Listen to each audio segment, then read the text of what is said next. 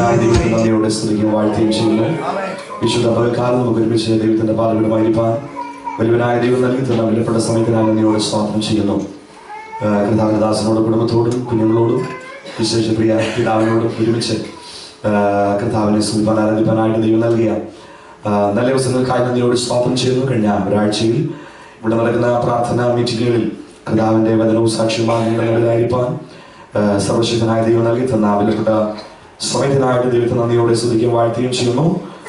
ചില വർഷങ്ങൾക്ക് ശേഷം ഒരു പ്രാവശ്യം കൂടി രാജ്യത്ത് കടന്നു വന്ന് ചിലയിടങ്ങളിൽ കർത്താവിന്റെ സാക്ഷിയാകുവാനായി ദൈവം നൽകി തന്ന വിലപ്പെട്ട സമയത്തിനായി നന്ദിയോടെ സ്തോത്രം ചെയ്യുന്നു. കഴിഞ്ഞ 3-ാം തീയതി ഈ രാജ്യത്തേക്ക് കുടുംബമായിട്ട് കടന്നു വരുവാൻ ദൈവവസനങ്ങൾ നൽകി. ഈ വരുന്ന 6-ാം തീയതി മറ്റൊരു രാജ്യത്തേക്ക് ഞങ്ങൾ വീണ്ടും കടന്നു പോകും. അവിടെ ചില ആഴ്ചകൾ കർത്താവിന്റെ സാക്ഷിയാകുവാൻ ആഗ്രഹിക്കുന്നു. നമ്മൾ ഒരുമിച്ച് ഈ ദിവസം ലഭിക്കപ്പെട്ട കൂട്ടായ്മ എന്റെ ജീവിതത്തിൽ വളരെ അനുഗ്രഹമായിരുന്നു. 7 വർഷം മുമ്പ് വന്നപ്പോൾ ഇതിനകത്ത് തന്നെ ഞാൻ ശുശ്രൂഷ ഓർക്കുന്നുണ്ട്. സ്തോത്രം. അന്നില്ല ഞാൻ പലരെയും കർത്താവ് അതിനുശേഷം ഇതിനകത്ത് കൊണ്ടുവന്ന് ഓർത്ത് ഞാൻ ദൈവത്തെ നന്ദിയോടെ സ്തുതിക്കുന്നു. ദൈവം നിങ്ങളെല്ലാവരെയും ധാരാളമായി സഹായിക്കും, അനുഗ്രഹിക്കുകയും ചെയ്യുമാറാകട്ടെ. കർത്താവദാസൻ കുടുംബത്തിനും ദൈവസഭയ്ക്കും എൻ്റെ ഹൃദയത്തിന്റെ ആഴത്തിൽ ഞാൻ നന്ദിയും വന്ദനവും പറയുന്നു. വളരെ പ്രാർത്ഥനയോടെ കർത്താവിന്റെ പാതപീഠത്തിൽ നമുക്കായിരിക്കാം. ദൈവം അനുഗ്രഹിക്കുന്നു. ഒരു നിമിഷം കണ്ണുകളിൽ നടക്കാം. എല്ലാ കാര്യങ്ങളും തുറന്നു ദൈവത്തോട് പ്രാർത്ഥിച്ചാൽ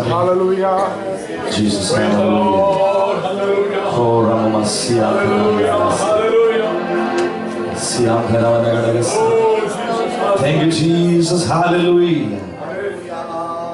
Hallelujah. ഞങ്ങളെ വന്ദിക്കുന്നു, ഞങ്ങളെ വാഴ്ത്തുന്നു, ഞങ്ങളെ ആരാധിക്കുന്നു. സ്തോത്രം, സ്തോത്രം, സ്തോത്രം. എൻ ക്രിസ്തൻ യോദ്ധാവാകുവാൻ ചേർന്നേ താൻ സൈന്യത്തിൽ താൻ ദിവ്യ വിളി കിട്ടുവാൻ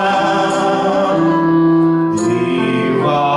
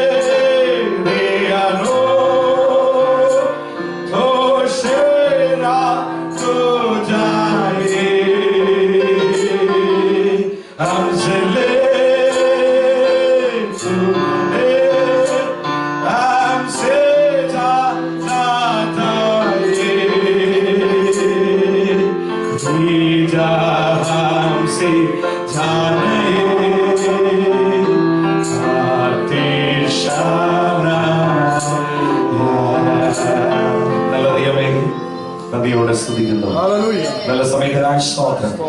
തുടർന്ന് ഞങ്ങളോട് സംസാരിക്കണമേ. പരിശുദ്ധാത്മാവിനോട് ഇടപെടണം. വാഴ്ത്തി നോക്കിയെന്ന് ജനത്തിന് വിളമ്പുവാൻ അധികാരത്തോടെ നിർത്തണം. രോഗികൾ സൗഖ്യമാകണം, ബന്ധനങ്ങൾ അഴിയണം.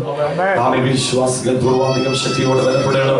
ഈ പ്രാർത്ഥനയുടെ നടുവിൽ വലിയ ദൈവിക വിടുതലുകൾ വീണ്ടും പകർന്ന് ഞങ്ങൾ ഒരുമിച്ച് നിഗ്രഹിക്കണമെന്ന് ഞങ്ങൾ ഇങ്ങോട്ട് പ്രാർത്ഥിക്കുന്നു. വലിയ കർത്താവ് ചെയ്യണമേ യേശുവിന്റെ നാമത്തിൽ തന്നെ. വളരെ പ്രാർത്ഥനയോടെ കർത്താവിന്റെ പാത ഇവിടെ നോക്കാതിരിക്കാൻ ഒരു വാക്യത്തിലേക്ക് നമ്മുടെ ചിന്തയെ കൊണ്ടുവരാൻ എഫേസ്യരുടെ ലേഖനം 1-ാം അധ്യായം 22-23 വാക്യങ്ങൾ വായിക്കാം. സർവവും അവന്റെ കാൽ കീഴിലാക്കി വെച്ച് അവനെ സർവത്തിനും മീതെ തലയാക്കി എല്ലാറ്റിനും എല്ലാം നിറയ്ക്കുന്നവന്റെ നിറവായിരിക്കുന്ന അവന്റെ ശരീരമായ സഭയ്ക്ക് കൊടുക്കുകയും ചെയ്തിരിക്കുന്നു. സർവം അവന്റെ കാൽ കീഴിലാക്കി വെച്ച് അവനെ സർവത്തിനും മീതെ തലയാക്കി എല്ലാറ്റിലും എല്ലാം നിറയ്ക്കുന്നവന്റെ നിറവായിരിക്കുന്ന അവന്റെ ശരീരമായ സഭയ്ക്ക് കൊടുക്കുകയും ചെയ്തിരിക്കുന്നു. വളരെ അനുഗ്രഹിക്കപ്പെട്ട ആഴമായി പഠിക്കേണ്ടുന്ന വിവരിക്കുന്ന ഒരു വാക്യമാണെങ്കിലും നമുക്ക് ലഭിക്കുന്ന സമയത്തിനുള്ളിൽ നിന്നുകൊണ്ട് അതിനകത്തു നിന്ന് ദൈവത്തിന്റെ പരിശുദ്ധാത്മാവ് തരുന്ന ചില ആത്മീയ ചിന്തകൾ നിങ്ങളുടെ ഉള്ളിലേക്ക് ഇടുവാൻ കർത്താവിന്റെ കൃപയെ ഞാൻ ശരണപ്പെടുന്നു. നമുക്ക് ആവശ്യമായ ആത്മീയ സന്ദേശങ്ങൾ ദൈവത്തിന്റെ പരിശുദ്ധാത്മാവ് നൽകേണ്ടതിന് പ്രാർത്ഥനാപൂർവ്വ കർത്താവിന്റെ പാതപിടുത്ത് നമുക്കായിരിക്കാം. വാക്യം ഇങ്ങനെ ആരംഭിക്കുന്നു. സർവവും അവന്റെ കാൽ കീഴിൽ. സർവവും യേശുവിന്റെ കാൽ കീഴിൽ. കൈവർന്ന് പറഞ്ഞേ, സർവവും യേശുവിന്റെ കാൽ കീഴിൽ. പ്രിയർ, ഇന്ന് പകൽക്കാലം നമുക്ക് ആവശ്യമായ സകല അനുഗ്രഹങ്ങളും സകല വിടുതലുകളും സകല ഉയർച്ചകളും സകല നന്മകളും സകല പ്രാർത്ഥനയുടെ മറുപടികളും എവിടെയുണ്ട്? സർവശക്തനായ ദൈവത്തിന്റെ പാദപീഠത്തിലുണ്ട്. ഹല്ലേലൂയ. സർവവും അവന്റെ പാദപീഠത്തിൽ. എന്റെ ഭാഗം ഇങ്ങനെ ധ്യാനിക്കുമ്പോൾ ആ സർവവും എന്ന പദം ഒന്ന് ചിന്തിക്കാനായിട്ട് തുടങ്ങി. എന്താണ് ആ സർവം എന്ന പദം? എന്റെ അകത്തേക്ക് കൊണ്ടുവന്ന 1-2 ചിന്തകളുണ്ട്. പ്രിയരെ, നാം നമ്മുടെ അറിവോ അനുവാദമോ ഇല്ലാതെ ഈ ലോകത്തിലേക്ക് വന്നല്ലേ? Price the Lord. ഇവിടേക്ക് വരുന്നതിന് മുമ്പ് ചില മാസങ്ങൾ നമ്മൾ ജീവിച്ചു. എവിടെയാണ് ജീവിച്ചത്? മാതാവിന്റെ ഉദരത്തിൽ. Price the Lord. ഈ കാലത്തെ കുറിച്ച് നമുക്കൊരു അറിവില്ല. എന്നാൽ ഈ കാലത്തും അവിടെ വളരാൻ ആവശ്യമായതെല്ലാം സർവശക്തൻ നമുക്ക് നൽകി തന്നു. Price the Lord. അപകടങ്ങൾ കൂടാതെ, അനർത്ഥങ്ങൾ കൂടാതെ, ശാരീരിക വളർച്ചയ്ക്ക് ഒരു കേടും വരാതെ, ജനനത്തോടുകൂടി പുറത്തു വന്നപ്പോൾ എന്തെങ്കിലും വൈകല്യമുള്ളൊരു കുഞ്ഞായി പുറത്തു വരാതെ ആരോഗ്യത്തോടെ അകത്ത് വളരുവാൻ ദൈവം അവിടെയും നൽകിയ കൃപയോർത്താൽ ദൈവത്തെ നന്ദിയോടെ സ്തുതിക്കണം. ഇരമയോട് പറയുന്നു, നീ നിന്റെ അമ്മയുടെ ഉദരത്തിലായിരുന്നപ്പോഴേ ഞാൻ നിന്നെ കണ്ടു. Price the Lord. ദാവീദ് പറയുന്നു, ഞാൻ രഹസ്യത്തിൽ ഉണ്ടാക്കപ്പെട്ടപ്പോൾ നിന്റെ കണ്ണ് എന്റെ മേലുണ്ടായിരുന്നു. പകൽക്കാലം ജനിച്ചു വീണപ്പോഴല്ല, മാതാവ് പിതാവ് കണ്ടപ്പോഴല്ല സ്വർഗ്ഗം നമ്മളെ കണ്ടത്. അനാദിയായ ദൈവം നാം ജനിച്ച് ലോകത്തിലേക്ക് വീഴുന്നതിന് മുമ്പ് അവന്റെ തിരുഹൃദയത്തിൽ നമ്മൾ ഉണ്ടായിരുന്നു. മാതാവിന്റെ ഉദരത്തിൽ വളർന്നപ്പോഴും ദൈവത്തിന്റെ പരിപാലനം നമ്മുടെ മേലുണ്ടായിരുന്നു. Praise the Lord. ചുറ്റുവട്ടങ്ങളെ കണ്ണോടിച്ച് എത്രയോ ബുദ്ധിമാന്യമുള്ള, എത്രയോ വൈകല്യമുള്ള, എത്രയോ വളർച്ചയില്ലാത്ത കുഞ്ഞുങ്ങളെ കൊണ്ട് എത്രയോ മാതാപിതാക്കൾ കഷ്ടപ്പെടുമ്പോൾ അതിലൊന്നായി പോകാതെ ദൈവം ആ കാലഘട്ടത്തിൽ നൽകിയ വളർച്ചയോർത്ത് ദൈവത്തെ നന്ദിയോടെ സ്തുതിപ്പാൻ ഇടയാവണം. Praise the Lord. അവനൊരു മാതാവിനെ കൊടുത്ത വേദനയോടെ, ജനനം എന്ന പ്രതിഭാസത്തോടെ അവൻ ജീവിതം എന്ന ട്രാക്കിലേക്ക് നാം ഇറങ്ങി വന്നു. മരണം എന്ന എൻഡിലേക്ക് നമ്മൾ എന്ത് ചെയ്തുകൊണ്ടിരിക്കുക? ഓടിക്കൊണ്ടിരിക്കുക. ജനനം, ജീവിതം, മരണം. ഈ 3 അക്ഷരങ്ങളുള്ള 3 പദങ്ങൾ നമ്മുടെ ജീവിതത്തിൽ എപ്പോഴും ഓർമ്മയിലിരിക്കണം. ഇങ്ങനെ ഓടിക്കൊണ്ടിരിക്കുന്ന ഈ ഓട്ടത്തിന്റെ നടുവിൽ എന്നോ നമുക്ക് പിന്നിൽ ഒരു സൃഷ്ടാവ് ഉണ്ടെന്ന് തിരിച്ചറിയുവാൻ സുവിശേഷം നമ്മുടെ അകക്കാതുകളെ തുറന്നു ഓർത്ത് ഞാൻ ദൈവത്തെ നന്ദിയോടെ സ്തുതിക്കുന്നു. നമുക്ക് പിന്നെ ജീവനുള്ള ദൈവമുണ്ട്. അവന്റെ പദ്ധതിയാലാണ് ഞാൻ ഇന്ന് ആയിരിക്കുന്നത് എന്ന് തിരിച്ചറിയുവാൻ നമ്മുടെ ഹൃദയ കണ്ണുകളെ ദൈവം തുറന്നതോർത്ത് ഞാൻ ദൈവത്തെ നന്ദിയോടെ സ്തുതിക്കുകയാണ്. അങ്ങനെ ദൈവത്തെ തിരിച്ചറിയുവാൻ അവസരമുണ്ടായി. അന്ന് തുടങ്ങിയ അനേക വാഗ്ദത്തങ്ങളും അനേക പ്രാർത്ഥിക്കുന്ന വിഷയത്തിന്റെ മറുപടികളും സ്വർഗത്തിലെ ദൈവം നമുക്ക് വേണ്ടി തന്നു. ഇനിയും നാളെ നമുക്ക് വേണ്ടി അവൻ അത്ഭുതങ്ങളെ പ്രവർത്തിക്കാൻ മതിയായവൻ. ഇന്ന് പകൽക്കാലം ഭാരപ്പെടുന്ന വിഷയങ്ങൾ ഉണ്ടെങ്കിൽ വിശ്വസിക്കട്ടെ, അവന്റെ കാൽക്കൽ എന്റെ എല്ലാ വിഷയത്തിനും പരിഹാരമുണ്ട്. അവൻ തക്ക സമയത്ത് ഉയർത്തുന്ന ദൈവമാണ്, മറുപടി തരുന്ന ദൈവമാണ്, മാനിക്കുന്ന ദൈവമാണ്, പ്രാർത്ഥന കേൾക്കുന്ന ദൈവമാണ്. വിഷയങ്ങൾക്കെല്ലാം തക്ക സമയത്ത് മറുപടി നൽകുമെന്ന് വീണ്ടും വിശ്വസിച്ചുകൊണ്ട് ഒന്ന് കരമെടുത്ത് ദൈവത്തിന് ബോധം കൊടുത്താട്ടെ.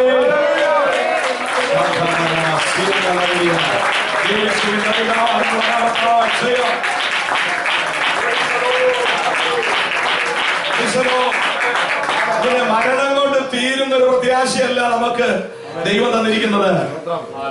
മരണം കൊണ്ട് നാം ഈ ലോകത്ത് മാറ്റപ്പെട്ടു പോയാലും ഒരു നിത്യത നമുക്ക് വേണ്ടി ഒരുക്കിയിട്ടുണ്ട്. ആ നിത്യതയ്ക്ക് ഉള്ളതും അവന്റെ പാദപീഠത്തിലുണ്ട്. ഈ ജീവിതത്തിൽ വേണ്ടുന്ന അനുഗ്രഹങ്ങൾ മാത്രമല്ല, മരണത്താൽ മാറ്റപ്പെട്ട് കഴിഞ്ഞാൽ യുഗായുഗങ്ങൾ എന്റെ യേശുവിന്റെ മുഖം കണ്ടുകൊണ്ട് അവനോടൊപ്പം ജീവിക്കുമെന്ന പ്രത്യാശയുള്ളവർ കാര്യമൊക്കെ ഒരു ഭാഷ സകലതും സർവവും അവന്റെ കാൽ കീഴ്. ഇന്ന് പകൽക്കാലം ഭാരപ്പെടുന്ന വിഷയങ്ങൾ, വേദനിക്കുന്ന വിഷയങ്ങൾ, നെടുവീർപ്പിടുന്ന വിഷയങ്ങൾ, അവൻ ചോദിക്കുന്ന വിഷയങ്ങൾ, അവൻ നിവർത്തിക്കപ്പെടേണ്ടുന്ന വിഷയങ്ങൾ, അതിനെ ഓർത്ത് അവൻ വ്യാകുലപ്പെടേണ്ടതില്ല. പരിശുദ്ധാത്മ പറയുന്നു, ഇതുവരെ കയ്യിൽ വന്നിട്ടില്ലാത്ത പ്രാർത്ഥനാ വിഷയത്തിന്റെ മറുപടി തരുവാൻ നീ ആരാധിക്കുന്നത് മതിയായവനാണ്. സർവവും അവന്റെ കാൽ കീഴ് ആക്കി വെച്ച് യേശുവിനെ സർവത്തിനും മീതെ തലയാക്കി. യേശുവിനെ സർവത്തിനും മീതെ തലയാക്കി. കഴിഞ്ഞ ദിവസം ഞാൻ എടുത്ത വിഷയങ്ങൾ ആ ഭാഗം കൂടെ ഓർപ്പിക്കുന്നുണ്ട്. എന്തുകൊണ്ട് യേശുവിനെ തലയാക്കി? ഏറ്റവും താഴ്മ ധരിക്കുവാൻ യേശു സമർപ്പിച്ചത് കൊണ്ട്, 7 വിധ താഴ്ചകൾ ധരിക്കുവാൻ അവൻ തയ്യാറായത് കൊണ്ട് യേശുവിനെ എന്താക്കി?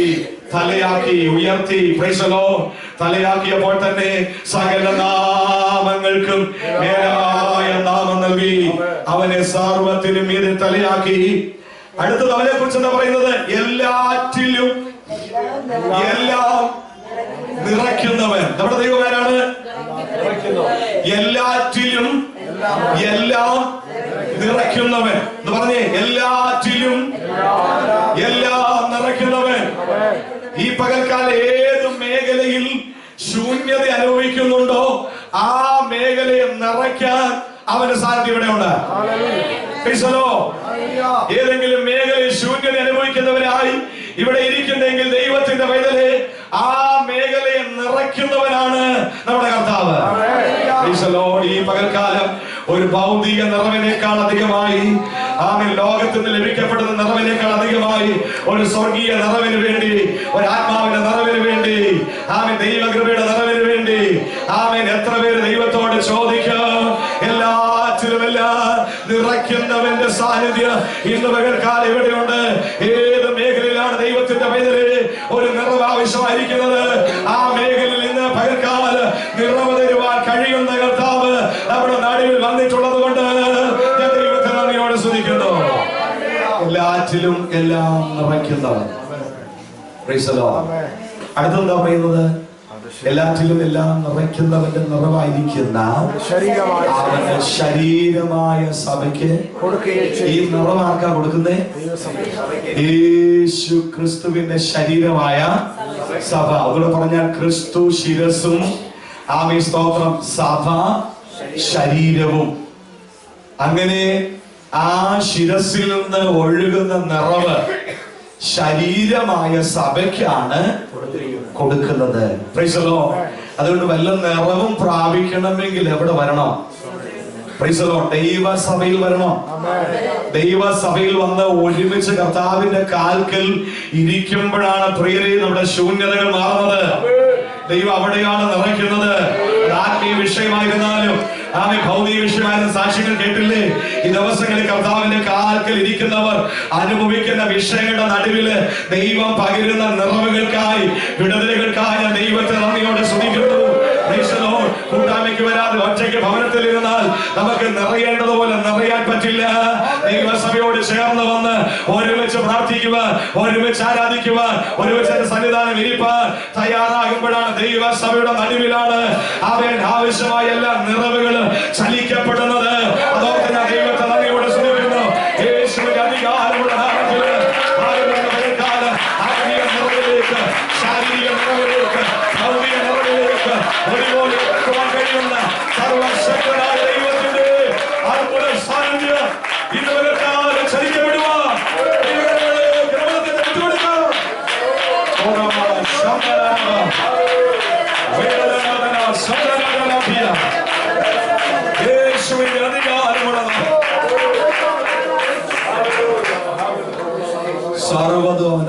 ബന്ധങ്ങളുണ്ട്. ഈ വെളിപ്പാട് കിട്ടിയ പലരുണ്ട്. ഇതിൽ തൊടാൻ സമയമില്ല.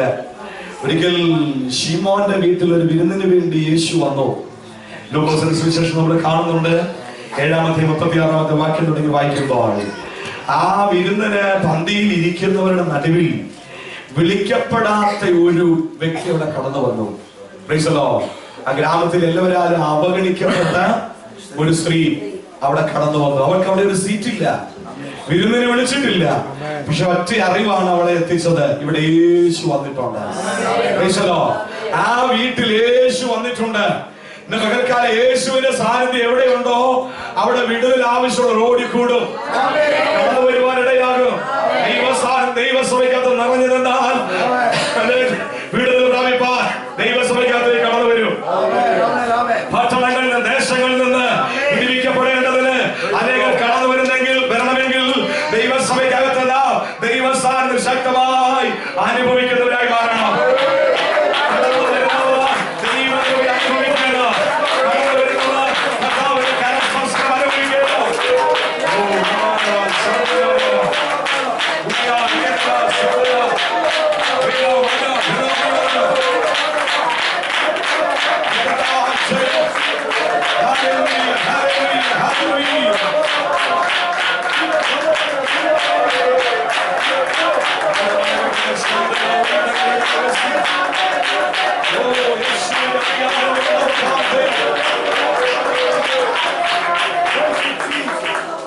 അവൾ വന്ന് യേശുവിന്റെ കാൽക്കൽ ആ പാതപിടത്തിൽ ഇരുന്നു. എന്ത് ചെയ്യാൻ തുടങ്ങി? അവൻ കരയുവാൻ തുടങ്ങി. Price the Lord. എന്നിട്ട് എന്ത് ചെയ്തു? കണ്ണുനീർ കൊണ്ട് യേശുവിന്റെ കാൽ നനച്ചു തുടങ്ങി. തലമുടി കൊണ്ട് അവൾ എന്ത് ചെയ്യുന്നു? തുടച്ചു തുടങ്ങി. Price the Lord. ലോകത്തിനോ അവളുടെ മതത്തിനോ അവളുടെ ബാന്ധവങ്ങൾക്കോ കൊടുക്കാൻ പറ്റാത്ത ഒരു വലിയ വിടുതൽ കൊടുക്കുവാൻ കഴിയുന്നവനാണ് ഈ നസറേത്തുകാരൻ എന്ന തിരിച്ചറിവാണ് യേശുവിലേക്ക് അവളെ അടുപ്പിച്ചത്. ഇവർക്കാലം ലോകത്തിന് തരാൻ കഴിയാത്ത, ലോകത്തിന് എടുത്തു കളയാൻ കഴിയാത്ത ഒരു വലിയ വിടുതൽ തരുവാൻ കഴിയുന്ന കർത്താവിന്റെ സാന്നിധ്യം ഇന്ന് പകൽക്കാലം നമ്മുടെ നടുവിൽ ഉള്ളതോർത്ത് ദൈവത്തെ നന്ദിയോടെ സ്തുതിക്കുന്നു. കരഞ്ഞുകൊണ്ട് അവളുടെ നാനാവിധമായ പാപങ്ങളെ യേശുവിന്റെ കാൽക്കൽ ഇരുന്നുകൊണ്ട് അവൾ ഏറ്റു പറഞ്ഞ് അവയെ കരയുമ്പോ ഗുരുനാഥൻ എന്ത് ചെയ്തു? അവിടെ സകല പാപങ്ങളെ ക്ഷമിച്ചു. മകൾക്കാലം പാപത്തിന്റെ പരിഹാരത്തിനും മതങ്ങൾ പലതും പഠിപ്പിക്കുമ്പോൾ, കർമ്മം ചെയ്യാൻ അവൻ നിർദ്ദേശം തരുമ്പോൾ, പലവിധമായ ക്രിയകൾ ചെയ്യുവാൻ അവൻ നിർദ്ദേശം തരുമ്പോൾ ഈ പകൽക്കാലം തിരിച്ചറിയുക, പാപത്തിന്റെ പരിഹാരത്തിന് യേശു എന്റെ അരികിൽ കടന്നു വന്ന് പാപങ്ങളെ ഏറ്റുപറയും തയ്യാറാകുന്ന ഏത് വ്യക്തിക്കും പാപമോചനം കൊടുക്കുവാൻ കഴിയുന്ന കർത്താവിന്റെ സാന്നിധ്യം ഈ പകൽക്കാലം നമ്മുടെ നടുവിലുണ്ട്. ആർക്കും പാപം മോചിക്കാൻ കഴിയത്തില്ല. ആരാധിക്കുന്ന കർത്താവിന് മാത്രമേ പാപങ്ങളെ ക്ഷമിക്കാൻ കഴിയുള്ളൂ. യേശുവിന്റെ സകല പാപം പോക്കി നമ്മളെ ശുദ്ധീകരിക്കുന്നു. പാപമോചനം അവന്റെ കാൽക്കലുണ്ടെന്ന് അവൾ തിരിച്ചറിഞ്ഞു. അവൾ പാപം മോചിക്കപ്പെട്ടവളായി അവിടെ നിന്ന് എന്ത് ചെയ്തു? മടങ്ങിപ്പോയി. പിന്നീട് ഒരു സന്ദർഭത്തിൽ അവൻ ലൂക്കോസ് 8:40 തുടങ്ങി വായിക്കുമ്പോൾ പള്ളി പ്രമാണിയായ യായിറോസ് എന്ന ഒരുവൻ, 8-40 മടങ്ങി വന്നപ്പോൾ പുരുഷാരം അവനെ സന്തോഷത്തോടെ കൈക്കൊണ്ടു. അവരെല്ലാവരും അവനായിട്ട് കാത്തിരിക്കുകയായിരുന്നു. അപ്പോൾ പള്ളിപ്രമാണിയായ യായിറോസ് എന്ന് പേരുള്ള മനുഷ്യൻ യേശുവിന്റെ കാൽക്കൽ വീണു. അവന് ഏകദേശം 12 വയസ്സുള്ള ഏകജാതിയായ ഒരു മകൾ ഉണ്ടായിരുന്നു. അവൾ മരിപ്പാറായതുകൊണ്ട് തന്റെ വീട്ടിൽ വരണമെന്ന് അവനോട് അപേക്ഷിച്ചു. നോക്കൂ, പള്ളിപ്രമാണിയായ യായിറോസ് അദ്ദേഹത്തിന് അറിയാവുന്ന പ്രാർത്ഥന കൊണ്ടും കാര്യാദികൾ കൊണ്ടും ഒക്കെ ശ്രമിച്ചിട്ടും കുഞ്ഞിലൊരു വിടുതലും ഇല്ല. പക്ഷെ യേശുവിനെ കുറിച്ച് ഒരു അറിവുണ്ട്. യേശു മനസ്സറിഞ്ഞ, യേശു ഒരു വാക്ക് കൽപ്പിച്ച, യേശു തൊട്ട എന്റെ വിഷയത്തിന്റെ പരിഹാരം, എന്റെ വിഷയത്തിന്റെ പരിഹാരം. പക്ഷെ എന്റെ മതം അവനെ കാൽക്കൽ വീഴാൻ അനുവദിക്കുന്നില്ലെങ്കിലും ഇപ്പോൾ മതമല്ല എനിക്ക് വിഷയം. ജീവൻ പോകാൻ തുടങ്ങുന്ന എന്റെ തലമുറ എന്റെ വാഗ്ദത്ത ജീവൻ പ്രാപിക്കണം. അതിനു മുമ്പിൽ യേശുവിന്റെ കാൽക്കൽ വീഴണമെങ്കിൽ വീഴാൻ ഞാൻ തയ്യാറാ. ലോകം എനിക്ക് വിഷയമല്ല, ചുറ്റുവട്ടം എനിക്ക് വിഷയമല്ല, മതം എനിക്ക് വിഷയമല്ല, പള്ളി എനിക്ക് വിഷയമല്ല. യേശുവിൽ നിന്ന് ഒരു വിടുതലാണ് എനിക്ക് ആവശ്യമെന്ന് തിരിച്ചറിഞ്ഞ് യായിറോസ് കടന്നു വന്ന് യേശുവിന്റെ കാൽക്കൽ വീണു. ഈ പകൽക്കാലം ഏതെങ്കിലും വിഷയങ്ങൾ യായിറോസിന്റെ കുഞ്ഞിനെ പോലെ മരിക്കാതായിരിക്കുന്ന വിഷയം പോലെ, ജീവൻ നഷ്ടപ്പെടുവാൻ തുടങ്ങുന്നത് പോലെ ദൈവത്തിന്റെ പതിനെട്ട് ജീവിതത്തിന്റെ മുമ്പിൽ ഉണ്ടെങ്കിൽ വിടിവിക്കുവാൻ കഴിയുന്നവന്റെ മുമ്പിൽ അവൻ മുഴങ്കാലുകളെ മടക്കുക, അവന്റെ സന്നിധാനത്തിൽ വീഴുക. തയ്യാറായ നിന്റെ വിഷയത്തിന് പരിഹാരം തരുവാൻ കഴിയുന്ന, നിന്റെ വിഷയത്തെ എഴുന്നേൽപ്പിക്കുവാൻ കഴിയുന്ന, നിന്റെ വിഷയത്തിന് ജീവൻ തരുവാൻ കഴിയുന്ന ആ നസ്രത്തുകാരൻ ഇന്ന് നിനക്ക് വന്നിട്ടുണ്ട്.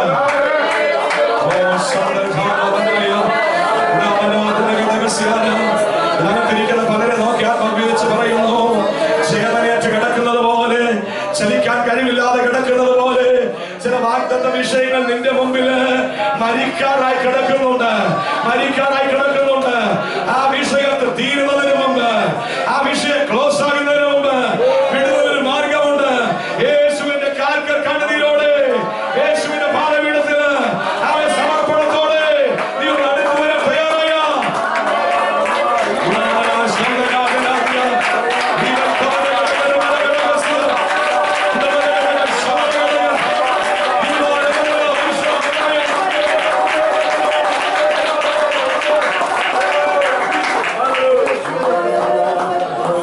അവന്റെ കാൽക്കൽ വീഴാൻ മനസ്സ് വെച്ചാൽ നിന്റെ വിഷയത്തെ തൊടാൻ അവന് മനസ്സുണ്ട്. യേശുവിന്റെ നാമത്തിൽ, യേശുവിന്റെ നാമത്തിൽ സ്വാമി ജീവൻ നഷ്ടപ്പെട്ടുകൊണ്ടിരിക്കുന്ന ഇല്ലാതാകാൻ പോകുന്ന വിഷയത്തെ എഴുന്നേൽപ്പിക്കേണ്ടതിന് യേശുവിന്റെ കാൽക്കൽ വീണ യായിറോസിന് വേണ്ടി പ്രവർത്തിക്കാൻ യേശുവിന് മനസ്സുണ്ടായിരുന്നെങ്കിൽ എന്റെ ശ്രോതാക്കളെ ഇതിനകത്തിരിക്കുന്നവരെ നോക്കി ദൈവത്തിന്റെ പരിശുദ്ധിയാണെന്ന് പറയുന്നു. ആമേൻ. നിന്റെ വിഷയത്തെ എഴുന്നേൽപ്പിക്കുവാൻ, ആമേൻ, ഹല്ലേലൂയ, നിന്റെ വിഷയത്തെ തൊടുവാൻ, നിന്റെ വിഷയത്തെ ജീവൻ തരുവാൻ, ആമേൻ, നിന്റെ അരികിലേക്ക്, നിന്റെ ഭവനത്തിലേക്ക് വരുവാൻ എനിക്ക് മനസ്സുണ്ട്. യേശുവിന്റെ നാമത്തിൽ ദൈവത്തോട് പ്രാർത്ഥിക്കും. ആമേൻ. നിന്റെ പ്രാർത്ഥനാ വിഷയം, നാളുകളായി നിനക്ക് വേണ്ടി പ്രാർത്ഥിക്കുന്ന വിഷയം, നാളുകളായി കരഞ്ഞുകൊണ്ടിരിക്കുന്ന വിഷയം, ആ വിഷയത്തിന് വേണ്ടി ഇന്ന് പകൽക്കാലം ഒന്ന് തൊടണമേ എന്ന് ദൈവത്തോട് പ്രാർത്ഥിക്കാൻ തയ്യാറാകും. അത് വിഷയത്തെ തൊടുന്നവർ, അത് വിഷയത്തെ തൊടുന്നവർ ഇന്ന് പകൽക്കാലം വന്നിട്ടുണ്ട്.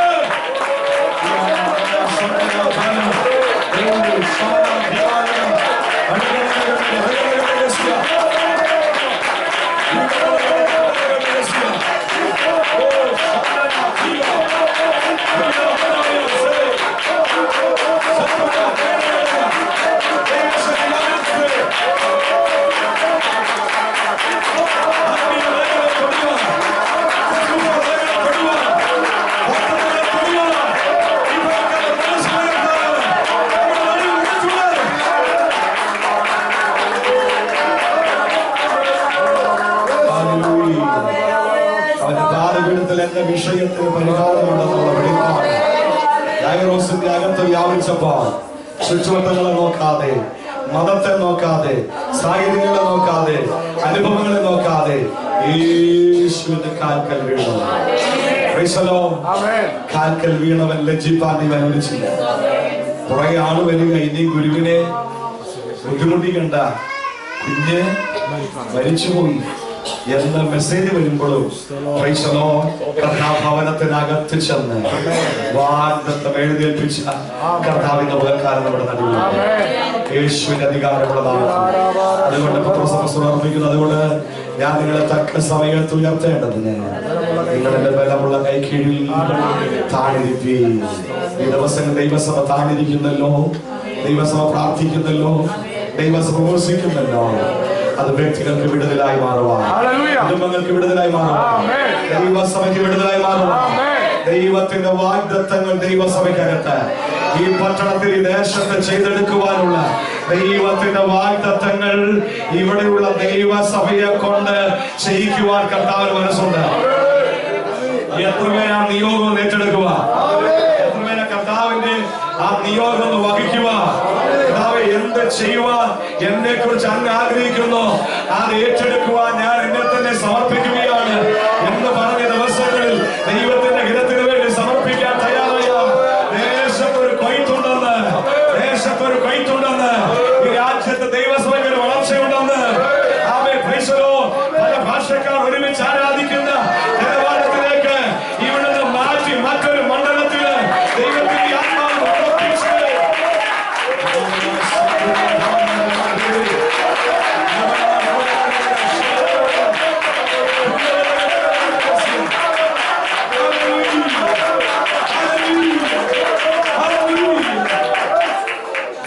ആ കൊയ്ത്തിന്റെ ഭാഗമാകുവാൻ നമ്മൾ എല്ലാവരും ഒരുങ്ങണം. Price the Lord.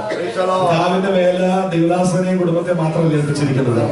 രക്ഷിക്കപ്പെട്ട ഓരോ ദൈവ മനുഷ്യന്റെ ചുമതല കർത്താവിന്റെ വേല ചെയ്യണം. Price the Lord. കഴിഞ്ഞ സമർപ്പിച്ചു ദൈവത്തിന്റെ സർവായുധ വർഗം ധരിക്കുന്നതിൽ കാലിൽ ഉള്ളത് സമാധാന സുവിശേഷത്തിന്റെ ഒരുക്കം കാലിന് ചെരുപ്പാക്കി. ഓരോ ദൈവ പൈതലും സുവിശേഷം പറയുവാൻ പ്രാപ്തരാകണം. ഒത്തിരി അറിവൊന്നും വേണമെന്നില്ല. പ്രിയരെ, നമ്മുടെ പാപങ്ങളെ ക്ഷമിച്ച, നമുക്ക് സൗഖ്യം തന്ന, രോഗത്തിൽ നിന്ന് ശാപത്തിൽ നിന്നും ഒക്കെ നമ്മളെ വിടിവിച്ച് ഈ കൃപയിലേക്ക് കൊണ്ടുവന്ന യേശു കുഞ്ഞെ, നിന്നെ വിടുവിപ്പാൻ മതിയായവൻ, നിന്റെ അവസ്ഥയ്ക്ക് മാറ്റം വരുത്താൻ മതിയായവൻ, നിന്റെ കുടുംബത്തെ രക്ഷിക്കാൻ മതിയായവൻ യേശു സൗഖ്യം തരും. വാ, ഞങ്ങൾ പ്രാർത്ഥിക്കാം എന്ന് പറഞ്ഞ് ചിലരെ കൂട്ടിക്കൊണ്ട് വരാൻ തയ്യാറായ എന്റെ ബാക്കി കാര്യം കർത്താവിനാസമാരമായിക്കോളൂ. അങ്ങനെ ചിലരെ കണ്ടെത്തി ആമേൻ ദൈവസഭയ്ക്കകത്തേക്ക് കൊണ്ടുവരുവാൻ ദൈവത്തിന്റെ ആത്മാ നിങ്ങളെ കൊണ്ട് പദ്ധതിയുണ്ട്. എത്ര പേര് അതിനു വേണ്ടി തയ്യാറാകും? ജോലിക്ക് പോകുന്നിടത്ത് അവസരം കിട്ടുമ്പോൾ കാണുന്ന ഒരു വ്യക്തിയെ അവൻ യേശുവിൽ നിന്ന് പരിചയപ്പെടുത്തുക, അവൻ യേശുവിനെ കുറിച്ചൊന്ന് പറയുക, രോഗികൾക്ക് വേണ്ടി ഒന്ന് പ്രാർത്ഥിക്കുക, അവരെ തകർന്ന് കിടക്കുന്ന നിലതിനെ കണ്ട് ഒന്ന് പിടിച്ചുകൊണ്ട് വരുക. അവർ എത്ര പേര് ഒരുക്കമുണ്ടാകും? നിങ്ങളുടെ മുകളിലുള്ള അവസരങ്ങളെ ദൈവം ഒരുക്കും. ആ ദൗത്യം ദൈവസഭയ്ക്കുണ്ടെന്നുള്ള കാര്യം ഇന്ന് പകൽക്കാലം തിരിച്ചറിഞ്ഞ് അതിനുവേണ്ടി ഒരുങ്ങുവാൻ പരിശുദ്ധാത്മാവ് സഭയോട് ദൂത് പറയുന്നു. രക്തദാനം ചെയ്യാം. എല്ലാറ്റിലും എല്ലാം നിറയ്ക്കുന്നവൻ, നമ്മുടെ ശൂന്യതകളെ മാറ്റുന്നവനാണ് നമ്മുടെ ദൈവം. ഒരിക്കലും പത്രോസ് ഇങ്ങനെ പറയുന്നു, രാത്രി മുഴുവൻ ഞങ്ങൾ അധ്വാനിച്ചു എന്നിട്ടും ഒന്നും കിട്ടിയില്ല. ആ ഭാഗത്തേക്ക് വരാമോ? ലൂക്കോസിന്റെ സുവിശേഷം 5-ാം അധ്യായം. നാഥ, ഞങ്ങൾ രാത്രി മുഴുവനും അധ്വാനിച്ചിട്ടും ഒന്നും കിട്ടിയില്ല. എങ്കിലും നിന്റെ വാക്കിന് ഞാൻ മലയിറക്കാമെന്ന് ഉത്തരം പറഞ്ഞു. ശ്രദ്ധിച്ച ഭാഗമൊന്ന് നമുക്കൊന്ന് ചിന്തിക്കാം. നാഥ, ഞങ്ങൾ രാത്രി മുഴുവനും അധ്വാനിച്ചു, ഒന്നും കിട്ടിയില്ല. ഇന്നലെ രാത്രി അധ്വാനിച്ചിട്ട് ഒന്നും കിട്ടാത്ത സ്ഥാനത്ത് ഇന്ന് പകലും ഒന്നും കിട്ടത്തില്ല. അതാണ് ഞങ്ങളുടെ എക്സ്പീരിയൻസ്. കാരണം ദീർഘവർഷങ്ങൾ ഞങ്ങൾക്ക് ഈ കടലിൽ, ഈ തിബിരിയാസിൽ എന്തോ ഉണ്ട്, പരിചയം ഉണ്ട്. ഞങ്ങളുടെ എക്സ്പീരിയൻസ് വെച്ച് ഇന്നലെ രാത്രി മുഴുവൻ അധ്വാനിച്ചിട്ടും ഒന്നും കിട്ടാത്ത ഇടത്ത് അവൻ ഇന്നു പകലും കിട്ടാൻ സാധ്യതയില്ല. പക്ഷേ പടകിലിരുന്ന് അങ്ങയുടെ പ്രഭാഷണം കേട്ടപ്പോൾ, അങ്ങയുടെ വചനം കേട്ടപ്പോൾ എനിക്കൊന്ന് ബോധ്യമായി. അങ്ങ് പറഞ്ഞിട്ട് ചെയ്താൽ, എന്തെങ്കിലും ചെയ്താൽ അതിനകത്ത് എന്തോ സംഭവിക്കാൻ പോകുകയാണ്. യേശു പറഞ്ഞിട്ട് ഞാൻ വല വീശിയാൽ അതിനകത്ത് എന്തോ സംഭവിക്കാൻ പോകുകയാണ്. അതുകൊണ്ട് നിന്റെ വാക്കിന് ഞാൻ എന്ത് ചെയ്യാം? വലയിറക്കാം. ശിവ പോയ രാത്രി മുഴുവനും. അപ്പൊ അധ്വാനം എപ്പോഴായിരുന്നു? രാത്രി നൈറ്റ് ഡ്യൂട്ടി ആയിരുന്നു. രാത്രി മുഴുവൻ അധ്വാനിച്ചിട്ടും എന്റെ ഭാഗം ഒന്ന് വിവരിക്കാൻ ആഗ്രഹിക്കുക. ഈ രാത്രിയുടെ പ്രത്യേകത എന്താ? ഇരുട്ട് മൂടി കിടക്കുന്ന സമയമാണ് രാത്രി. കർത്താവ് പറഞ്ഞു, ഞാൻ ലോകത്തിന്റെ വെളിച്ചമാകുന്നു. വെളിച്ചത്തിന് നേരെ ഓപ്പോസിറ്റ് ആണ് ഏത്? ഇരുട്ട്. അങ്ങനെയെങ്കിൽ ഇരുള് മൂടിയ ഒരു സന്ദർഭത്തിലാണ് ഈ വീശു മുഴുവൻ നടന്നത്. യേശു കർത്താവ് തന്നെ പറഞ്ഞിട്ടുണ്ട്, ഇരുട്ടിന് ഒരധികാരമുണ്ട്. ഇരുട്ടിന് ഒരധികാരമുണ്ട്. ലൂക്കോസ് തന്നെ 22:53 ഒന്ന് വായിച്ചേ. 22:53. Luke chapter 22 verse. ഞാൻ ദിവസേന ദേവാലയത്തിൽ നിങ്ങളോടുകൂടെ ഇരുന്നിട്ടും എന്റെ നേരെ കൈ ഓങ്ങിയില്ല. എന്നാൽ ഇത് നിങ്ങളുടെ നാഴികയും ഇരുളിന്റെ അധികാരവുമാകുന്നു. ഇരുളിന് എന്തോ ഉണ്ട്? അങ്ങനെ ഈ വല വീശുമ്പോഴും ഒരധികാരം വ്യാപരിച്ചു നിൽക്കുകയാണ്. വല വീശുമ്പോഴും ഒരധികാരം വ്യാപരിച്ചു നിൽക്കുകയാണ്. ആ അധികാരം എന്തായിരിക്കും പറയുന്നത്? ശിമോനെ, നീ എത്ര വേണ്ടെന്ന് വീശ, ഒന്നും നിന്റെ വലയ്ക്കകത്ത് പെടാൻ ഞാൻ അനുവദിക്കത്തില്ല. എത്ര വീശിയാലും നിന്റെ വലയ്ക്കകത്ത് ഒന്നും കയറാൻ ഞാൻ അനുവദിക്കത്തില്ല. ആ ഇരുട്ടിന്റെ അധികാരം ഒന്നുകൂടെ ചെയ്ത് കാണും. വല വീശിയ ആ ഏരിയയിൽ നിന്ന് സകല മീനുകളെയും തള്ളിപ്പായിച്ച് വേറെ ഏതോ റൂട്ടിലോട്ട് മാറ്റിവിട്ടു. അതുകൊണ്ട് ഒരൊറ്റ മീൻ പോലും വലയ്ക്കകത്ത് എന്ത് ചെയ്യുന്നില്ല, കയറുന്നില്ല. ഇന്ന് പലകാലം ചില ഇരുട്ടിന്റെ അധികാരങ്ങളെ പൊളിക്കത്തക്ക നിലവാരത്തില്, ജയിക്കത്തക്ക നിലവാരത്തില് ദൈവസഭ ആത്മീകമായി ശക്തി പ്രാപിച്ച ഇരുട്ടിന്റെ അധികാരങ്ങൾ ദൈവസഭയാകുന്ന പടകിനകത്ത് അവൻ വന്ന് നിറയേണ്ടുന്ന ആത്മാക്കളാകുന്ന മത്സ്യങ്ങളെ വെളിപ്പാട് കണ്ടുകൊണ്ട് ആത്മാവിൽ പ്രാർത്ഥിക്കാൻ തയ്യാറായ നാളുകളായി വന്ന് കയറിയേണ്ടുന്ന പലരും സഭയുടെ ബൗണ്ടറി വിട്ട്, പ്രാർത്ഥന ഏരിയ വിട്ട്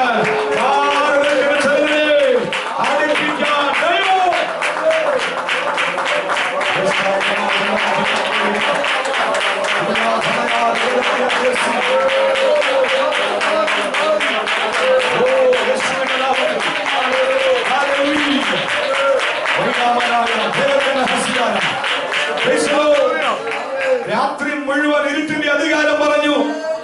ഈ പടകിനകത്ത് ഞങ്ങൾ ഒന്നും എന്ത് ചെയ്യത്തില്ല, താരികയില്ല.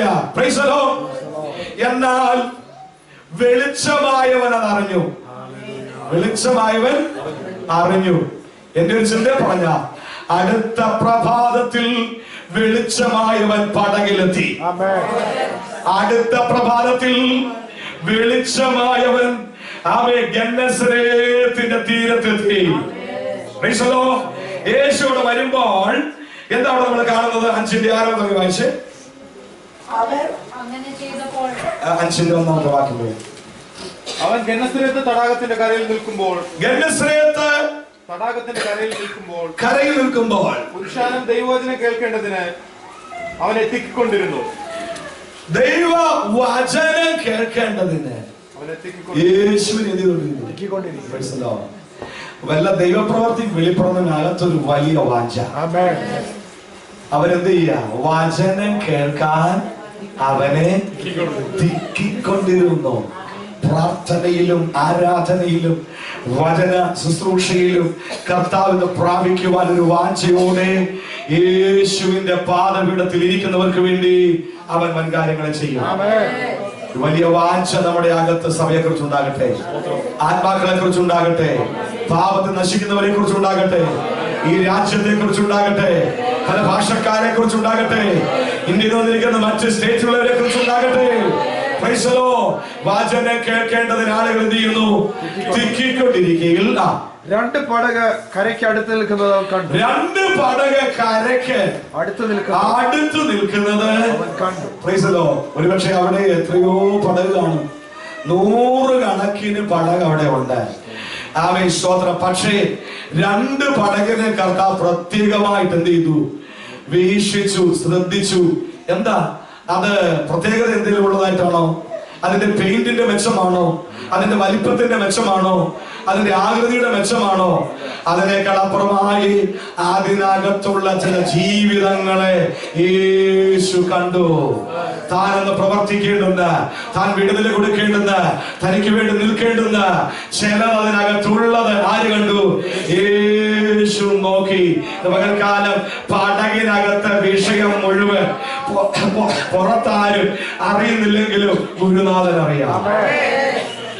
എന്റെ ഭവനത്തിനകത്ത് നീ അനുഭവിക്കുന്ന വിഷയങ്ങൾ, സഭയ്ക്കകത്ത് വരുമ്പോ പാട്ടുണ്ട്, കയ്യടിയുണ്ട്, സന്തോഷമുണ്ട്. എന്നാൽ ഭവനത്തിനകത്ത് പലപ്പോഴും അനുഭവിക്കുന്ന തിങ്ങുന്ന വേദന, ആമേ, കണ്ണുനീരിന്റെ അനുഭവങ്ങള്, ഭാരത്തിന്റെ വിഷയങ്ങള്, നെടുവീർപ്പിന്റെ വിഷയങ്ങള്, ശൂന്യതകള് ആരും അറിയാതിരിക്കുമ്പോൾ ഇന്ന് പകൽക്കാലം പടകിനകത്തെ അവസ്ഥ കാണുന്ന ഒരു നല്ല കർത്താവ് നിന്റെ ജീവിതത്തിന്റെ തലങ്ങൾക്ക് മാറ്റം വരുത്തുവാൻ മനസ്സുള്ളവനായി പടകിനോട് ചേർന്ന് വന്നുകൊണ്ടിരിക്കുകയാണ്. ആ പടകിനെ കണ്ടിട്ട് യേശു എന്ത് ചെയ്തു? ആ പടകിന്റെ അരികിലേക്ക് വന്നു. വായിച്ചേ. ആ പടകളിൽ ശീമോനുള്ളതായ ഒന്നിൽ അവൻ കയറി.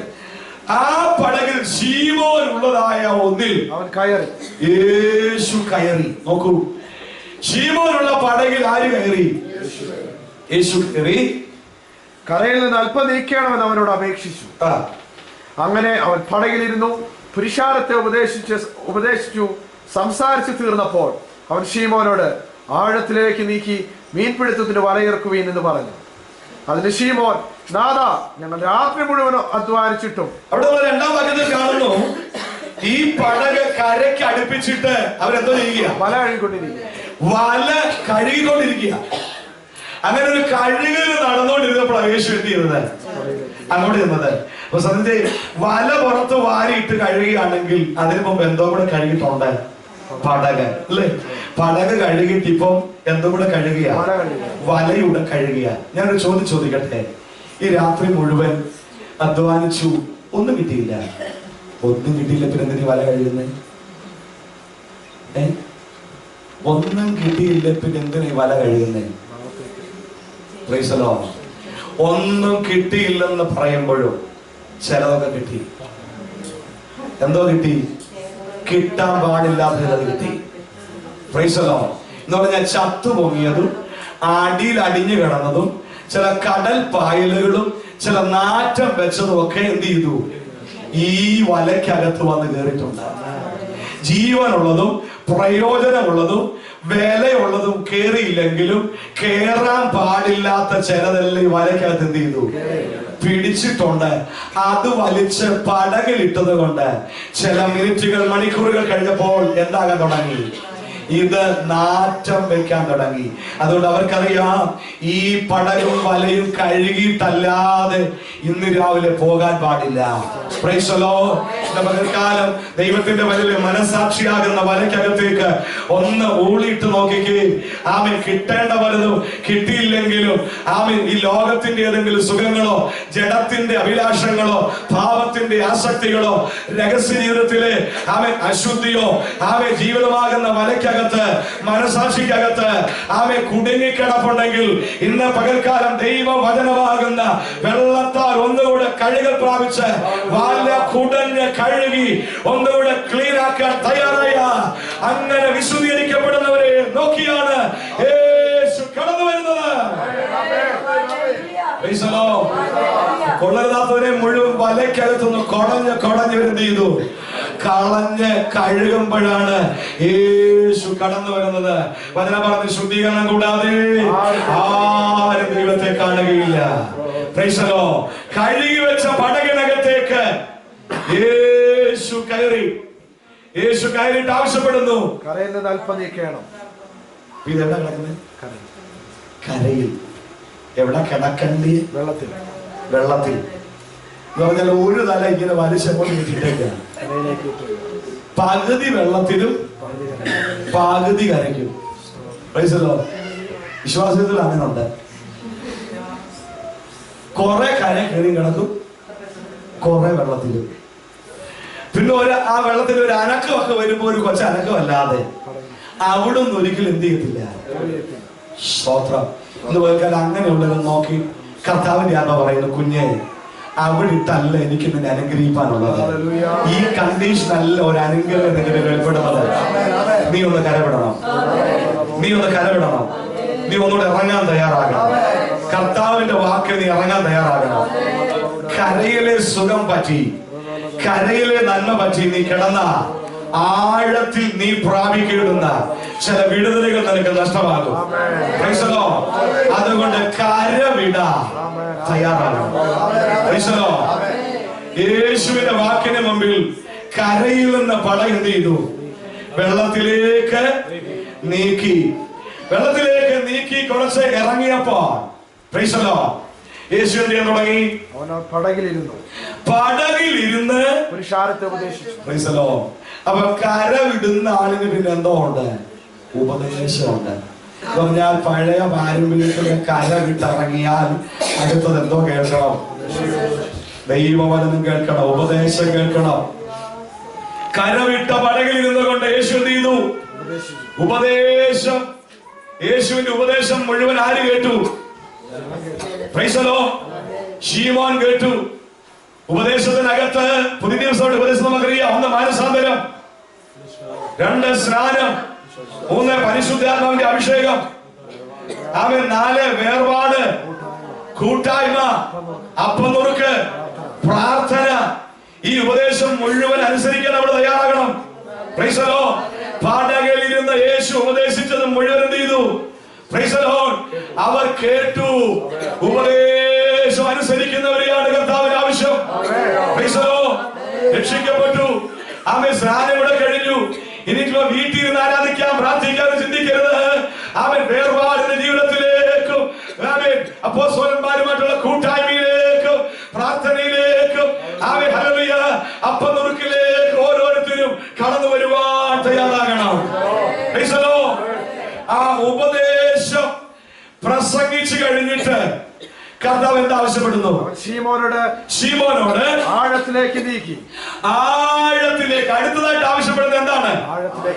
കൽപ്പനയെല്ലാം അനുസരിച്ചവൻ, ഉപദേശം അനുസരിച്ചവൻ അടുത്തതായി പ്രാപിക്കേണ്ടുന്ന അടുത്ത ലെവലാണ്, സ്റ്റെപ്പാണ്. ഏത്? ആഴത്തിലേക്ക് നീങ്ങുക. എന്താഴത്തിലേക്ക് നീങ്ങണം? പ്രാർത്ഥനയുടെ ആഴത്തിലേക്ക്, ആരാധനയുടെ ആഴത്തിലേക്ക്, വിശുദ്ധിയുടെ ആഴത്തിലേക്ക്, സുവിശേഷീകരണത്തിന്റെ ആഴത്തിലേക്ക്, സഭയെ വളർത്തുന്ന നിയോഗങ്ങളുടെ ആഴത്തിലേക്ക്, ആത്മാവിന്റെ പുതിയ ആഴങ്ങളിലേക്ക് ഇറങ്ങുവാൻ തയ്യാറായ ആഴത്തിനകത്തൊരു നിറവുണ്ട്. ആഴത്തിനകത്തൊരു വിടുതലുണ്ട്. അങ്ങനെ ആഴത്തിലേക്ക് നീക്കാൻ ആവശ്യപ്പെടുമ്പോഴാണ് ശിവ പറയുന്നത്. എന്താ പറയുന്നത്? നാദാ, രാത്രി മുഴുവൻ ഞങ്ങൾ അധ്വാനിച്ചിട്ട് ഒന്നും കിട്ടിയില്ല. ഈ ആഴത്തിലേക്ക് ഇറങ്ങാൻ കർത്താവ് ആവശ്യപ്പെടുമ്പോൾ അതിനാരും തടസ്സം പറയുക. തടസ്സം പറയാതെ ഇറങ്ങാൻ തയ്യാറായ ആഴത്തിനകത്ത് എന്തോ ഉണ്ട്? ചില നിറമുണ്ട്. എല്ലാറ്റിലും എല്ലാം നിറയ്ക്കുന്നവനാണ് ആഴത്തിലേക്ക് നീക്കാൻ എന്ത് ചെയ്യുന്നത്? ആവശ്യപ്പെട്ടിരിക്കുന്നത്. ആഴത്തിലേക്ക് മീൻപിടുത്തത്തിന് വലയിറക്കുവാൻ ആവശ്യപ്പെടുമ്പോ ശിവൻ എന്ത് ചെയ്തു?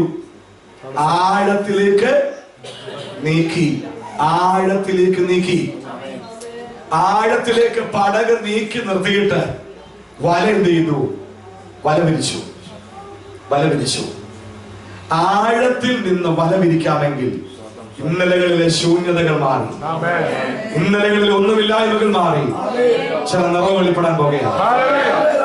ദൈവസഭയുടെ പരിശുദ്ധാത്മാവിനെ പറയുന്നു, ദൈവസഭ ആത്മാവിന്റെ ആഴത്തിലേക്ക് ഇറങ്ങുക, പ്രാർത്ഥനയുടെ ആഴത്തിലേക്ക് ഇറങ്ങുക, ഐക്യതയുടെ ആഴത്തിലേക്ക് ഇറങ്ങുക, സുവിശേഷീകരണത്തിന്റെ ആഴത്തിലേക്ക് ഇറങ്ങുക.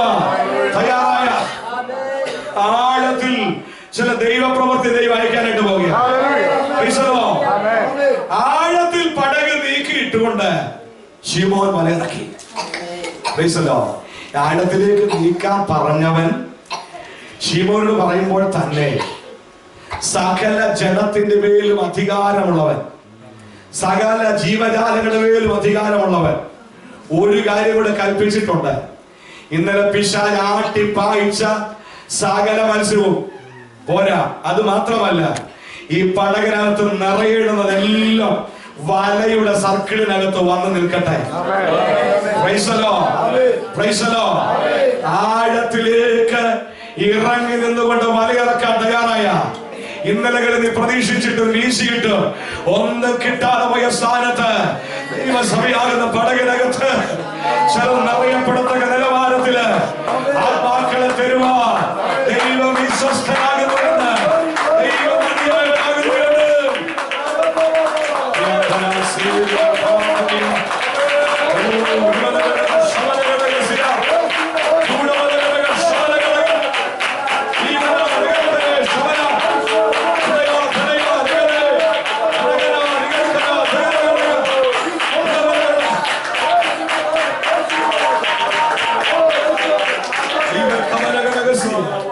ദൈവസഭയിൽ ചിലരെ ആഴങ്ങളിലേക്ക് ദൈവം നടക്കൊണ്ടിരിക്കുക.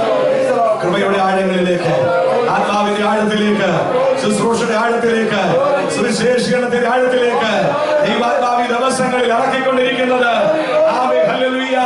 വലയ്ക്കകത്ത് ചിലതിനെ കോരിയെടുക്കത്തക്ക നിലവാരത്തില്, പടകിനകത്ത് നിറയത്തക്ക നിലവാരത്തില് ഒരു ദൈവത്തിന്റെ ജയം ആഴത്തിലേക്ക് നീക്കി വലയിറക്കുക എന്ന് പറഞ്ഞ് അനുസരിക്കുമ്പോ മറ്റൊന്ന് വെള്ളത്തിനടി നടന്നുകൊണ്ടിരിക്കുക. പിശാച് അകറ്റി മാറ്റിയ പലതും, പിശാച് ഓടിച്ചു വിട്ട പലതും തിരിച്ചു നീന്താൻ തുടങ്ങി, തിരിച്ച് ഒഴുകാൻ തുടങ്ങി, തിരിച്ചു ചലിക്കാൻ തുടങ്ങി. എവിടേക്ക്? വലയ്ക്കകത്തേക്ക്. എത്ര പേര് വിശ്വസിക്കുന്നുണ്ട്? പിശാച് ആട്ടിപ്പാക്കി ചെല്ലുന്നത്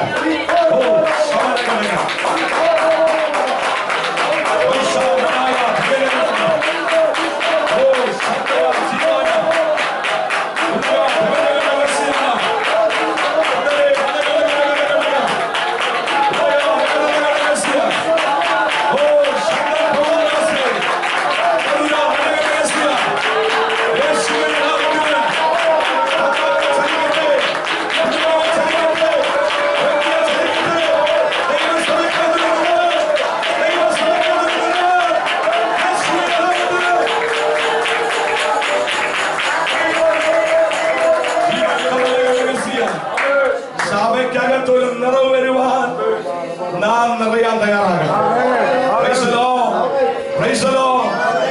നമുക്കറിയാം, പുസ്തകത്തിൽ 2-ാം അധ്യായത്തിൽ സഭയുടെ ആരംഭം തോന്നിയിട്ട് വന്ന് 6-ാം അധ്യായത്തിലേക്ക് വരുമ്പോൾ സഭയ്ക്കകത്ത് സാമ്പത്തിക കാര്യങ്ങൾക്കൂടെ നോക്കുവാനായിട്ട് ചിലരെ എന്ത് ചെയ്യുക? മേശമേ ശുശ്രൂഷിക്കേണ്ടതിന് ചിലരെ എന്ത് ചെയ്യുക? ഏർപ്പെടുത്തി തെരഞ്ഞെടുത്തു. അതിൽ നല്ല സാക്ഷ്യവും പരിശുദ്ധാത്മാവിന്റെ നിറവും ഉള്ളതായ 7 പുരുഷന്മാർ എന്ത് ചെയ്തു? തെരഞ്ഞെടുത്തു. അങ്ങനെ തെരഞ്ഞെടുത്തവരിൽ ഒരുവനായിരുന്നു ആര്? സ്തേഫാനോസ്. സാമ്പത്തിക സഭയുടെ ഫൈനാൻഷ്യൽ കാര്യങ്ങൾ, അകത്തെ വിഷയങ്ങൾ നോക്കാനാണ് ദൈവസഭ തെരഞ്ഞെടുത്തതെങ്കിലും ഏകദേശം 32,000-ഓളം പേര് അന്ന് ദൈവസഭയ്ക്കകത്തുണ്ട്. അതിന്റെ നടുവിൽ നിന്ന് അവൻ തെരഞ്ഞെടുക്കപ്പെട്ട സ്തേഫാനോസ് എന്ന ആ മനുഷ്യൻ ആ സഭയുടെ തെരഞ്ഞെടുപ്പിനകത്ത് ഒതുങ്ങാൻ ദൈവം അനുവദിച്ചില്ല. അവന്റെ മേൽ ശക്തമായ ചില നിറവുകളെ ദൈവം വെച്ചു. ആത്മാവും ജ്ഞാനവും നിറഞ്ഞ് നല്ല സാക്ഷ്യമുള്ളവ. അവന്റെ മേൽ ദൈവം എന്താ വെച്ചു? ആത്മാവിന്റെ നിറവ്, ജ്ഞാനത്തിന്റെ നിറവ്, നല്ല സാക്ഷ്യത്തിന്റെ നിറവ്, വിശ്വാസത്തിന്റെ നിറവ്, പരിശുദ്ധാത്മാവിന്റെ നിറവ്, കൃപയുടെ നിറവ്, അത്ഭുതങ്ങളാൽ ശുശ്രൂഷിക്കാനുള്ള ശക്തിയുടെ നിറവ്, 7 വിധ നിറവ് സ്തേഫാനോസിന്റെ മേലേക്ക് സ്വർഗ്ഗം പകർന്നു കഴിഞ്ഞപ്പോ സുവിശേഷത്തിന് വിരോധമായി നിൽക്കുന്ന ഒരു വ്യക്തിക്കും ശക്തിക്കും തന്നിൽ വെളിപ്പെട്ട അവയെ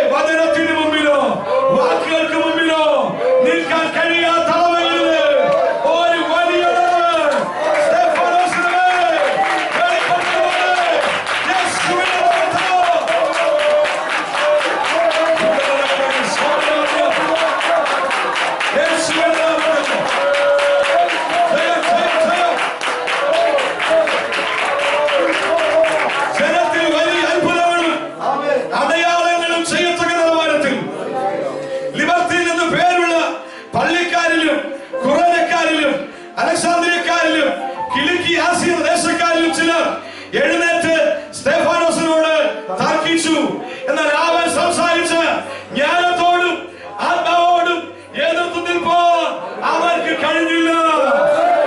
ദൈവം നിന്റെ പേരിൽ നിറവിട്ട, ദൈവസഭയെ നിറച്ച, വ്യക്തിപരമായി നിറച്ച എതിർക്കുന്ന സകല ശക്തികളെയും കീഴാക്കിക്കൊണ്ട് ദൈവസഭയെ വളർത്തുമോ, ദൈവസഭയെ വളർത്തുമോ.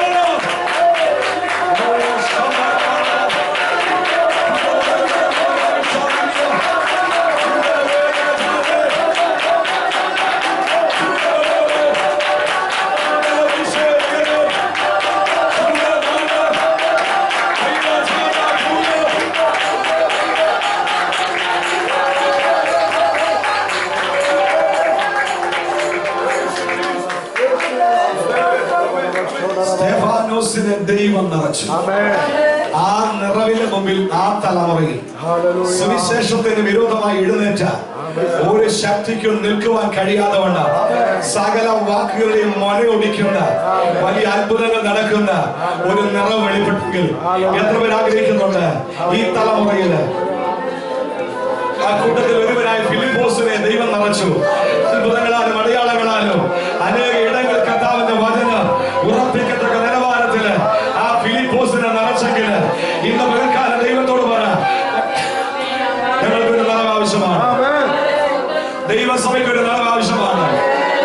അകന്ന് മാറിയ ചിലത്, പടകിൽ വീഴേടുന്ന ചിലത് യേശുവിന്റെ നാമത്തില് ദൈവസഭയുടെ പ്രാർത്ഥനയാകുന്ന വലയുടെ, ദൈവസഭയുടെ ആരാധനയാകുന്ന വലയുടെ ബൗണ്ടറിക്കകത്തേക്ക് ചലിച്ചു തുടങ്ങുന്നത്, വന്നു തുടങ്ങുന്നത് 2018 തുടങ്ങി കാണുന്ന നിലവാരത്തില് യേശുവിന്റെ നാമത്തില് ആത്മശക്തി ആവശ്യമാകട്ടെ.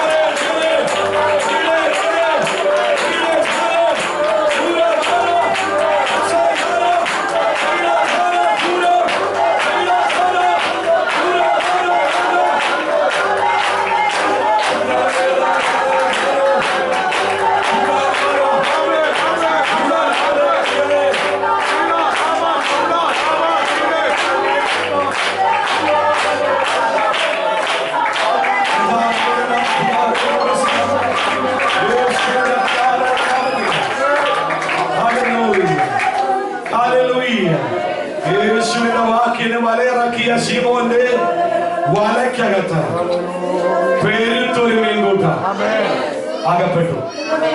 രക്തം ചെയ്യാം വലിച്ച് പടകിൽ കയറ്റി. പടകിൽ നിറഞ്ഞു. ആ പടകിൽ മാത്രമല്ല, മറ്റു ചില പടകുകളെ കൂടെ മാടി വിളിച്ച് കൊടുക്കത്തക്ക നിലവാരത്തിൽ, ചില മണ്ഡലങ്ങളുടെ ആരാധന ആരംഭിക്കത്തക്ക നിലവാരത്തിൽ, സഭയ്ക്ക് പ്രാർത്ഥനയ്ക്ക് തുടക്കം കുറിക്കത്തക്ക നിലവാരത്തിൽ ഹല്ലേലൂയ അത്ഭുതങ്ങൾ ചെയ്യാൻ ദൈവം മതിയായവനാ. എത്ര പേര് വിശ്വസിക്കുന്നുണ്ട്?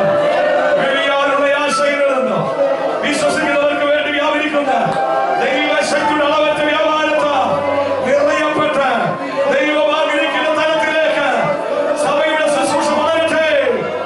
അവിശുദ്ധന്മാരെ എഴുന്നേൽപ്പിക്കട്ടെ.